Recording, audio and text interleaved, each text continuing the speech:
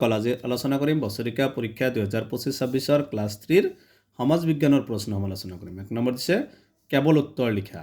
ইয়াত আছে 10টা আছে 10 মাৰ্ক, প্ৰতিটোতে 1 মাৰ্কৰ প্ৰশ্ন। দেখছবা 2 নম্বৰ দিছে খালী ঠাই পূৰ কৰা, কেৱল শব্দটোহে লিখিবা। ইয়াত আছে 10টা আছে, খালী ঠাই 10 মাৰ্ক। হয় নে নহয় লিখা, কেৱল হয় বা নহয় লিখিবা। ইয়াত আছে 10 মাৰ্ক আছে।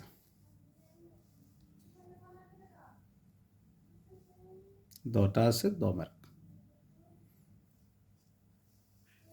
4 নম্বৰ ক অংশৰ লগত খ অংশ সমান চিন দি মিলোৱা। ইয়াত আছে 8 মাৰ্ক আছে।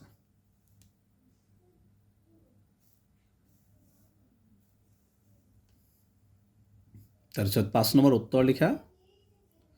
ইয়াত আছে 12টা কুৱেশ্যন আছে, 2 মাৰ্কৰ, টোটেল 24 মাৰ্ক।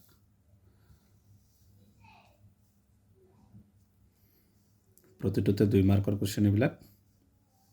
6 নম্বৰ নদীৰ পৰা আমি কি কি সহায় পাওঁ 3 মাৰ্ক। অসমৰ 3টা প্ৰধান নদীৰ নাম লিখা 3 মাৰ্ক।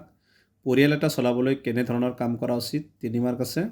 খেলা ধূলাৰ পৰা আমাৰ কি লাভ হয় লিখা 3 মাৰ্ক। 10 নম্বৰ আমাৰ ৰাষ্ট্ৰীয় পতাকাখনত 3টা ৰঙে কি অৰ্থ বুজাইছে। ইয়াত আছে 3 মাৰ্ক। আমাৰ ৰাষ্ট্ৰীয় চৰাই কি আৰু ই কিহৰ প্ৰতীক 3 মাৰ্ক। 12 নম্বৰ ধাতুৰে নিৰ্মিত কাগজৰ আৰু কাগজেৰে নিৰ্মিত মুদ্ৰাৰ দুটাকৈ উদাহৰণ লিখা 4 মাৰ্ক। ইংৰাজীৰ পৰা অসমীয়া প্ৰতিশব্দ লিখা। ইয়াত আছে 2 মাৰ্ক। 14 নম্বৰ ক অংশৰ লগত খ অংশ মিলাই লিখা। ঠিক এইকেইটা আছিল ক্লাছ 3ৰ হৈ যোৱা বছৰিকা পৰীক্ষাৰ সমাজ বিজ্ঞানৰ প্ৰশ্ন। আজিৰ ভিডিঅ'টো এইখিনি।